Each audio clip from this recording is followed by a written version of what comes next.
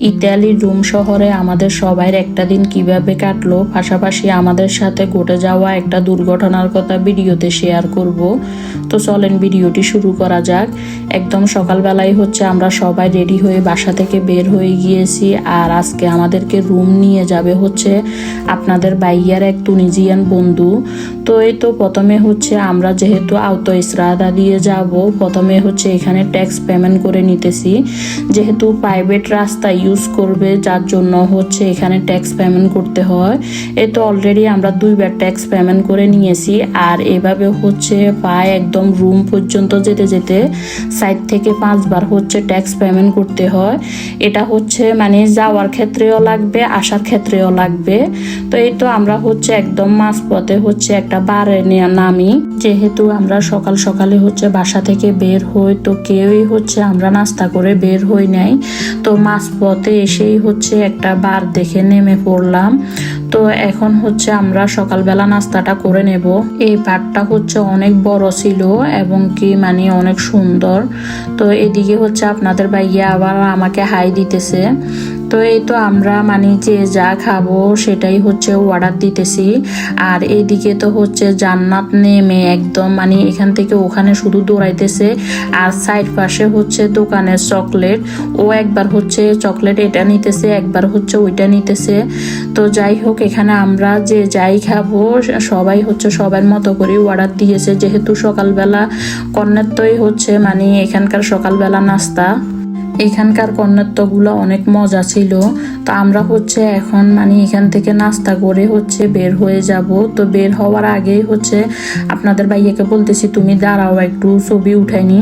তো এই তো মানে রোম শহরে যাওয়ার পথে এরকম অনেকগুলাই গুহা পড়ে।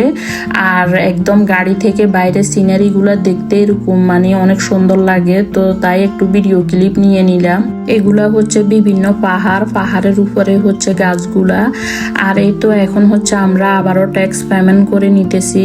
এখন মোটামুটি আমরা রুম মানে সেন্টারে চলে আসি। তো এরপরে আমরা এখন এম্বাসিতে চলে যাই। তো আমাদের সাথে দুর্ঘটনাটা আসলে এখানেই ঘটে। তো আপনাদের ভাইয়ার একটা ডকুমেন্টস সংশোধন করবে। তো সে বাংলাদেশ থেকে অনেকগুলা কাগজ রেডি করে নিয়ে আসে। তো ওই কাগজগুলা রেডি করা কিন্তু এত সহজ ছিল না। তো আপনাদের ভাইয়া মানে অনেকগুলা টাকা খরচ করে বাংলাদেশ থেকে ওই ডকুমেন্টসগুলা নিয়ে আসে। তো এখন যখন আমরা ইতালিতে বাংলাদেশ এম্বাসিতে আসি, যখন এগুলা জমা দিতে আসি, তো প্রথমে বলে যে এখানে মানে তারা পেমেন্টটা করতে ইতালিতে অন্যান্য অফিসগুলোতে মানে আগে কাজ করে, তারপরে যাই মানে পেমেন্টটা নেয়। আর আমাদের বাংলাদেশ এম্বাসিতে আগে পেমেন্ট নিবে, তারপরে যাই কাজ করবে। তো আপনাদের ভাইয়াকে প্রথমে বলে যে কাজটা হবে মানে পেমেন্টটা করে দিতে। তো আপনাদের ভাইয়া যখন মানে টাকাটা পেমেন্ট করে, এরপরে যখন মানে কাজটা করতে যায় বলে যে কাজটা নাকি হবে না।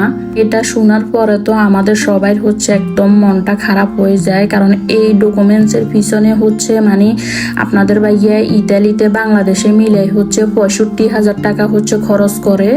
এই পুরা টাকাটাই একদম লস। মানে দেখা যায় যে 1-2 টাকা না, 65,000 টাকা পুরাটাই লস। তো যখনই মানে অনেক চেষ্টা করার পরও যেহেতু কাজটা করতে পারে নাই, আপনাদের ভাইয়ারও মনটা একদম খারাপ হয়ে গেছে। পাশাপাশি আমারও মানে মনটা খুব খারাপ হয়ে গেছে। তো যাই হোক, মন খারাপ নিয়ে তো আর বসে থাকা যায় না। তো এখন আমরা চলে আসি একদম মানে বাংলা টাউন বলে এটাকে, বা বাংলা মার্কেট, যে যেটাই বলেন না, মানে রুমে যে সবজি বাজারটা, ওইটাতে আমরা চলে আসি। এরপরে এসে দেখি যে মানে সবগুলা দোকানে বন্ধ, হাতে গোনা মানে 2-1টা দোকান ছিল খোলা। তো দেখা যায় যে তেমন কোনো কিছুই ছিল না। তো ওনাদেরকে জিজ্ঞেস করলাম যে বাংলাদেশি আনকমন কোনো কিছু কেন নাই। তো তারা বলতেছে মানে ইতালিতে 2 দিন সরকারি বন্ধ ছিল, তার কারণে তারা কোনো মাল উঠায় নেয়।